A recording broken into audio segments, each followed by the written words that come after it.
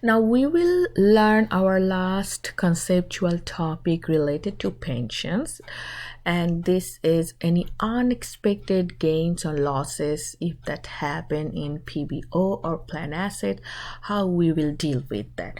So we know plan asset changes, of course, because of several components, and we also know that PBO changes because of any pension expense or any other items, but those are regular items. Beyond those items, there might be some unexpected changes in PBO and plan assets. So, for example, there might be a sudden change in the fair value of the plan assets, and that can impact huge on the financial statement of the employer. Or sometimes actuaries may make any change in their assumptions, and that may result in some unusual, irregular, or unexpected changes in the amount of your PBO or pension liabilities. So how we will do that? So here, FASB actually allows you to smooth those unexpected gain or losses. So we will see two sides. We'll see how we will deal with these unexpected gain or losses on plan assets, and how we'll deal with the plan liabilities, and what are the ways that FASB allows to smooth those, which is also called the corridor approach. So now let's see first how we will smooth any unexpected gain or loss that may result on plan assets. So here first, to before smoothing, first we have to check what is our expected return. So here first, company will use any expected rate of return by using this rate multiplying the beginning balance of the plan assets. We will calculate the expected return, and then we will compare it with the actual return. Now, comparing the actual and expected, we can calculate gain or loss. So if our actual is higher than the expected return, it will be any unexpected gain. But if our actual return is lower than the expected return, then it will be a loss. So let's see here with some examples. In 2027, Zerle Company has an actual return 12,000, but the expected return rate is 10%, and at the beginning the fair value of the plan asset is 134,100. So what is the unexpected gain or loss? So let's use this 10% rate and the beginning balance of the plan assets. Our expected return is 13,410, but our actual return on plan asset is 12,000. So that means we actually our return was less, so this will be an unexpected loss on the plan asset. So we'll take the difference, and for any type of unexpected gain or loss, no matter it's related to plan asset or PBO, that means pension liabilities, we always use other comprehensive income. So if it's a loss, so we debit other comprehensive income. If it's a gain, then we will credit other comprehensive income, and we'll adjust it with the pension expense.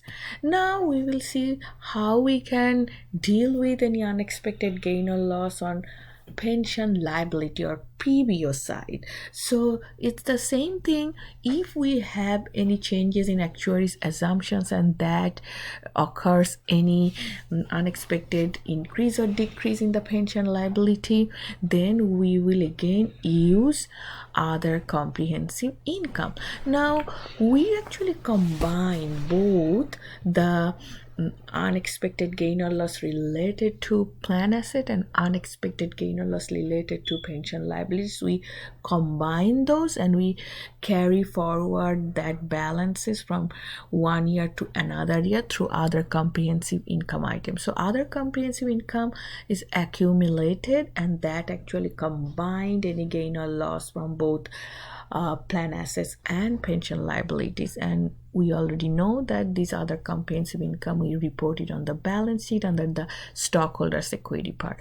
Now here we will see most of the cases the gain or losses related to plan assets and PB or pension liability can offset each other. Maybe asset can result in a gain, liabilities can loss, or vice versa. And then we will see that the impact may be minimum, but if we see that the gain or losses are not offsetting each other and we actually carry forward the OCI balances from year to year, that means OCI is accumulated, and then the accumulated OCI will continue to grow. But we have some approaches to that FASB allows to limit this continuous growing in accumulated OCI. So if accumulated OCI gets too large, then FASB allows it to limit its growth. Now the question is, how large is too large? So here we can calculate an amount. So at the beginning of the year, we will check the PBO balance, and we will also check the fair value of plan assets, and then whichever is higher, we will take 10%. So 10% is our threshold. And then if any changes occurs in OCI and that is higher than that 10% threshold, no matter it's calculated based on the PBO beginning balance or based on the plan asset beginning balance, so that extra part or excess or above 10% part will be amortized. This is how we can kind of limit the impact of those unexpected gain or loss on our OCI. Now we'll see one example. For this example, you will see we have several years of PBO balances and plan asset value balances. So for each year, we'll see which one is greater, PBO or the fair value of the plan assets or the market value of the plan assets, and then we'll take 10% of that. For example, in 2020, PBO balance is higher than the asset value, so we'll take 10% of that. This is our corridor threshold, and those are highlighted in red color. For example, if I pick 2027, PBO is 1.5 million. On the other hand, plan asset value is 2.25 million, so 2.25 is higher, so we'll take 10% of that. So these are the limits. So if we have any accumulated other comprehensive income balance which is higher than this corridor numbers, then we will amortize that. But how we will amortize that?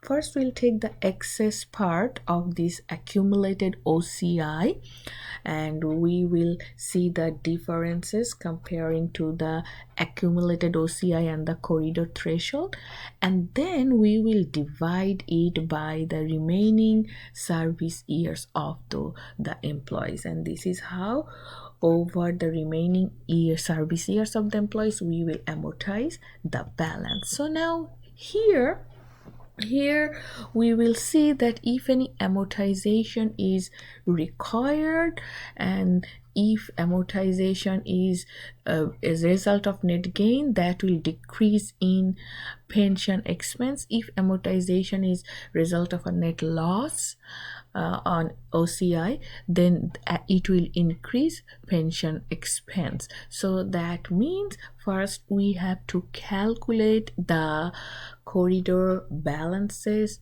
based on the beginning balances of PBO and asset value, and then remember we will also calculate the gain or loss in accumulated OCI, whether it exceeds the corridor threshold or not, and that will be the beginning balance of these accumulated OCI.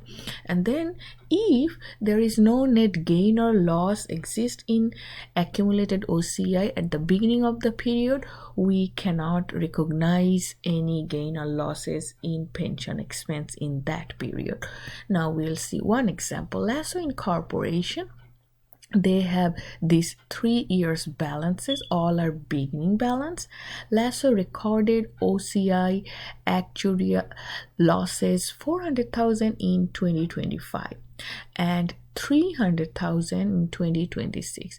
And remember, these are the years they are recording it, so it will be their OCI balance, accumulated balance for the following year's beginning balance. So we always calculate and compare with the beginning accumulated OCI balance. So at the beginning of 2025, they actually have no gain or losses at the beginning of 2025.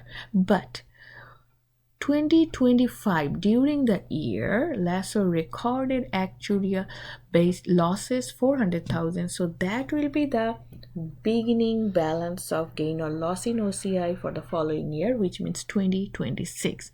So now we will see how they will record amortization for all these 3 years, if there is any. And of course, we will first calculate the corridor threshold, and to know the amortization amount, we also need to divide the excess part by the remaining service life. That's why they gave it, which is 5.5 years. So now these are the PBO balances and plan asset balance, and we'll take the larger or greater one and take 10% to determine the corridor threshold. 2025 plan asset value is higher than PBO, so take 10%. That is the corridor balance. 2026 plan asset value is higher, and 2027 PBO balance is higher. So we will take the greater one out of these two, PBO and plan asset, and take 10% of that. That will be your corridor threshold. Now remember, for these OCI, we always take the beginning balance. So at the beginning of 2025, they didn't have any OCI gain or loss. So at that year's beginning, it is 0. But in 2025 or during 2025, they recorded these gain or loss that reflected in OCI. So in 2026, beginning balance of OCI will be 400,000. That means the last year's accumulated OCI gain or losses. So now what we will do first, we will check these balance 2026. First, we take this balance as the gain or loss, and then we'll compare it with the corridor balance for that year, and we will divide it the remaining service years, which is given 5.5 years. So basically 2025, we don't need to do any amortization because the beginning OCI is 0. 2026, our corridor threshold is 280, and this gain or loss was recorded last year, but it's our beginning balance of accumulated OCI. So of course, this balance 400,000 exceeded the corridor threshold, which is 280. So we'll take the difference, 400 minus 280, and then we'll divide it by the remaining service years. So for 2026, we have to amortize $21,818. And here we will see how we will do it for the following year, which is 2027. Now if you remember here, for 2027, they actually in 2026 they have a loss that they recorded 300,000. So that is 2026, but that will be added or adjusted with the accumulated OCI, and we'll see what is the 2027's accumulated OCI balance. So this is how we will calculate it. First, this will be 2 years impact. First, they have net loss for 2026 400,000, and then we amortized it. Remember, amortize means we are dampening or reducing the impact of that loss on OCI. So our amortization for 2026 was 21,818. So now at the end the OCI loss balance is 378,182. But based on the previous slides given information, they already have another loss, actuarial loss, or any other type of loss that is also impacting, which is 300,000. So that will increase the beginning balance of accumulated OCI for 2027. So last year's ending loss balance and this year 2027's beginning loss balance. So at the beginning of 2027, the OCI loss balance is 678,182. Now if we compare with the corridor threshold, which we already calculated earlier, it's 290. It's way above the corridor threshold, so we take the difference and then we will divide it by the remaining service years, and that will be our 2027's amortization. And when we amortize, we actually reduce the impact from the OCI and we will show it as pension expense. This is how the unexpected, whatever the impact we have on our accumulated OCI due to unexpected gain or loss in PBE or plan assets, that volatility or impact is reducing by doing this amortization and by reducing the volatility in the volatility impact in OCI. So this is how corridor approach is used. So now we will just learn our final topic on pensions, how overall the pension will be reported on the financial statement. So if you think of the financial statement, of course, balance sheet, asset and liabilities, we show pension assets and pension liabilities based on the differences in PBO and plan asset fair value. So if the PBO, which is a pension liability, is higher than the fair value of the plan asset, so then we call it is underfunded. It results in the liability and we show it on balance sheet. If PBO is less than the fair value of the plan asset, then we call it's overfunded and we show it on the balance sheet asset side as pension assets. So now here we will see that this pension asset is not reported as a current asset. For income statement part, here we know pension expense has several components. Service cost, which is one of the major component, and that actually determines a huge amount of pension expense based on the employees' services that year. And we also calculate interest cost, return on asset, which basically reduce our pension expense, and amortization due to any prior year service cost or any corridor approach or any unexpected gain or losses. So now FASB says the service cost, which is actually the major pension expense, we show it in our operating income. On the other hand, other components, those are reported later part in the income statement, those are not a part of our operating income. So this is just an example. I took it from the textbook. So for example, they have different components of pension expense. Only the service cost will be reported as an operating part, and that impacts on operating income from operation, and then the other pension expense, other components will be under the other expense and loss categories.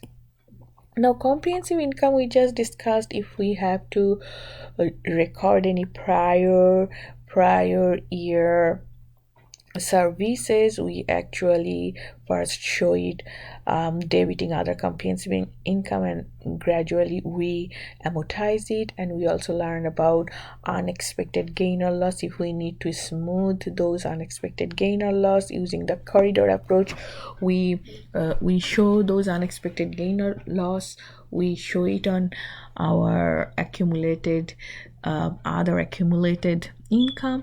We can also smooth it using the corridor approach. So comprehensive comprehensive income is really affected by pensions, and that's why we need to show it. And this is how, if you do comprehensive income statement, you will see the part here, and of course the accumulated comprehensive income loss we always show under the stockholders equity part of the balance sheet. Now, for any pension related information, employers must need to disclose a lot of information in the footnotes. So what they usually will disclose, they will first disclose what are the major components of the pension expense, all detailed information, so that any external users will get a better idea how the company determines their employees pension expense and how it's also impacting their net income number.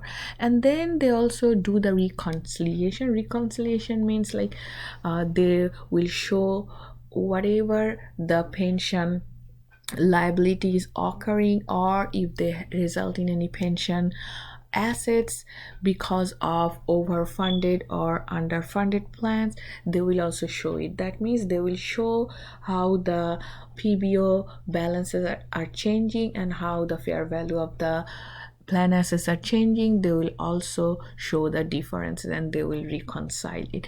And then they will also show different discount rate to calculate the service cost or the present value expected return, if they need to show any if they need to do any smoothing on any unexpected gain or loss on plan assets. So what's the expected rate of return, how they determine those. And then they will also explain how the plan assets are being invested in different securities, bonds or stocks, and what are the returns they are getting. Also, they will explain what are the benefits or the payment they are making to their retired employees. And of course they will also show that any changes that are occurring in the planned assets and planned liabilities, and of course the accumulated changes in the other comprehensive income. We just saw the example, especially when you have to smooth the unexpected gain or loss, how those changes are impacting and whether you are smoothing it or not. So all this information are companies need to disclose in the financial statement in the footnotes. So this is all about pension you need to know.